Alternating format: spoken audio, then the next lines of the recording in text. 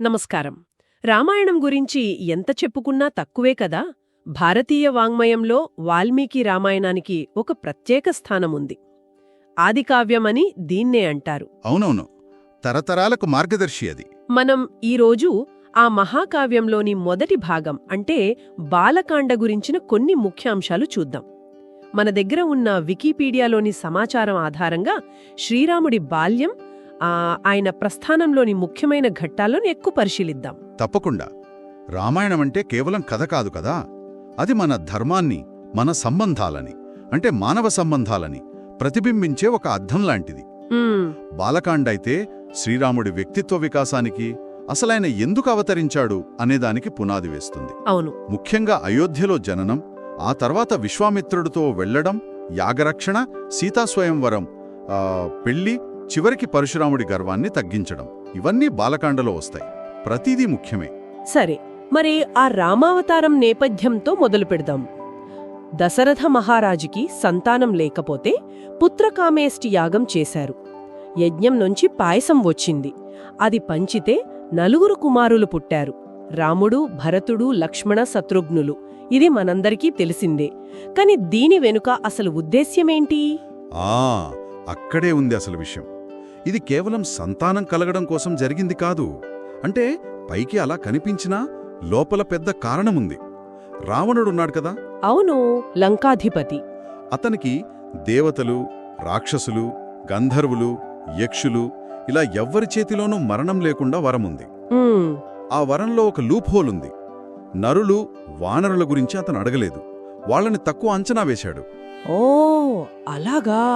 అందుకే శ్రీ మహావిష్ణువు మానవుడిగా, రాముడిగా అవతరించాలని సంకల్పించాడు. ఆ రాముడిని సంహరించడమే ముఖ్య ఉద్దేశ్యం. దీనికి తోడు మిగతా దేవతలు కూడా వానరవీరులుగా, అంటే హనుమంతుడు, సుగ్రీవుడు, జాంబవంతుడు లాంటివాళ్లుగా తమ అంశాలతో భూమి మీద పుట్టారు. అంటే రాముడికి సహాయం చేయడానికన్నమాట. ఖచ్చితంగా, రామకార్యంలో సాయపడటానికి. అదొక పెద్ద దైవ ప్రణాళిక అన్నమాట. అద్భుతం. తర్వాత విశ్వామిత్రుడు తన యాగాన్ని రాక్షసుల నుంచి కాపాడమని రాముణ్ణి అడగటం, అది కూడా చాలా కీలకమైన ఘట్టం కదా. అప్పటికి రాముడు చిన్న పిల్లాడే కదా. అవును, బాలుడే. అందుకే దశరథుడు మొదట చాలా సంశయించాడు. అంటే అంత చిన్న పిల్లవాణ్ణి ఆ భయంకరమైన రాక్షసులతో పోరాటడానికి ఎలా పంపాలని. అది పుత్రవాత్సల్యం. మరి వశిష్ఠుడు ఎలా ఒప్పించారు? వశిష్ఠుల వారు రాముడి సామర్థ్యాన్ని, విశ్వామిత్రుడి గొప్పతనాన్ని, అన్నిటికంటే ముఖ్యంగా దీని వెనుకున్న దైవ సంకల్పాన్ని వివరించి చెప్పారు. విశ్వామిత్రుడు రాముణ్ణి ఎంచుకోవడం యాదృచ్ఛికం కాదు. అది రాముడికి మొదటి పరీక్ష లాంటిది. ఆ ప్రయాణంలో విశ్వామిత్రుడు రామలక్ష్మణులకు బల, అతిబల అనే విద్యలు నేర్పించారు. అవి కేవలం మంత్రాలు కాదు. కాదా మరి? అవి ఆకలి దప్పులు లేకుండా, అలసట తెలియకుండా ఉంచే విద్యలు. అంటే రాబోయే కష్టాలకు, ముఖ్యంగా అరణ్యవాసానికి, యుద్ధాలకో వాళ్లని సిద్ధం చేయడం లాంటిదన్నమాట. మానసికంగా, శారీరకంగా దృఢంగా ఉండటానికి. అర్థమైంది. తర్వాత తాటక వధ, మారీచ సుబాహుల నివారణ. ఇవి రాముడి పరాక్రమానికి తొలి నిదర్శనాలు అనుకోవచ్చా? అనుకోవచ్చు. ముఖ్యంగా తాటక వధ. అదొక యక్షకన్య. కాని శాపం వల్ల రాక్షసిగా మారింది. లోక కంటకురాలయ్యింది. స్త్రీని చంపడానికి రాముడు సంశయించాడు కదా. అవును, ధర్మసూక్ష్మమది. కాని విశ్వామిత్రుడు దుష్టులకు లింగభేదం చూడకూడదని, ప్రజల క్షేమం కోసం అధర్మాన్ని నిర్మూలించడం క్షత్రియ ధర్మమని చెప్పి ఒప్పించారు. గురువు ఆజ్ఞగా లోకహితం కోసం రాముడు తాటకను సంహరించాడు. ఇది ధర్మం కోసం ఎంత కఠిన నిర్ణయమైనా తీసుకోవాలనే ఆయన నిబద్ధతను చూపుతుంది. నిజమే. యాగం నిర్విఘ్నంగా జరిగింది కదా. జరిగింది.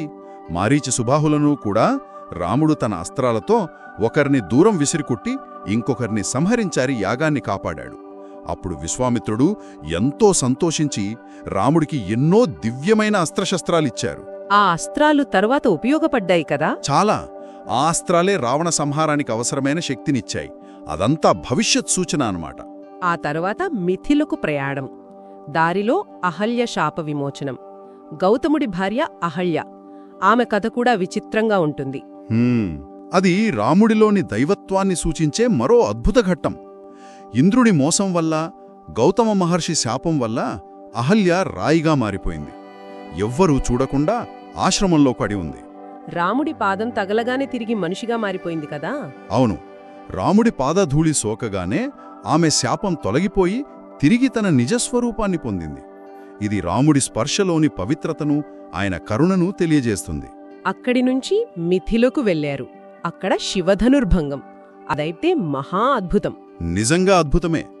జనక మహారాజు పూర్వీకుల దగ్గర నుంచి ఉన్న ఆ శివధనుస్సుని ఎందరో రాజులు, వీరులు కనీసం కదల్చలేకపోయారు. అలాంటిది రాముడు అవలీలగా ఎక్కుపెట్టి విరిచేశాడు. అవును, అది కేవలం బలం చూపించడం కాదు. జనకుడు తన కుమార్తె సీతను వీర్యశుల్కగా ప్రకటించాడు. అంటే ఆ ధనుస్సుని ఎక్కుపెట్టిన వీరుడికే సీతనిచ్చి పెళ్లి చేస్తానని.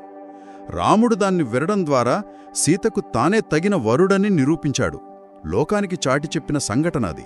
తరువాత సీతారాముల కళ్యాణం ఎంత వైభవంగా జరిగుంటుంది. ఓ, అదొక కన్నుల పండుగ. దశరథుడు అయోధ్య నుంచి బంధుమిత్ర పరివారంతో మిథిలకు వచ్చారు. వశిష్ఠుడు, విశ్వామిత్రుడు, శతానందుడు వంటి మహర్షుల సమక్షంలో ఇక్ష్వాకు విదేహవంశాల గొప్పతనాన్ని చెప్పుకున్నారు. సీతారాములతో పాటు మిగతా ముగ్గురు తమ్ముళ్లక్కూడా పెళ్లిళ్లు జరిగాయి కదా. అవును, లక్ష్మణుడికి జనకుడి తమ్ముడు కుశధ్వజుడు కుమార్తె ఊర్మిళతో, భరతుడికి మాండవితో, శత్రుఘ్నుడికి శృతకీర్తితో, 4 అన్నదమ్ములకు 4 అక్కచెల్లెళ్లతో ఒకేసారి కళ్యాణం జరిగింది. అది కేవలం పెళ్లి కాదు, 2 గొప్ప వంశాల కలయిక. జనకుడు కన్యాదానం చేసేటప్పుడు చెప్పిన మాటలు కూడా చాలా అర్థవంతంగా ఉంటాయంటారు కదా.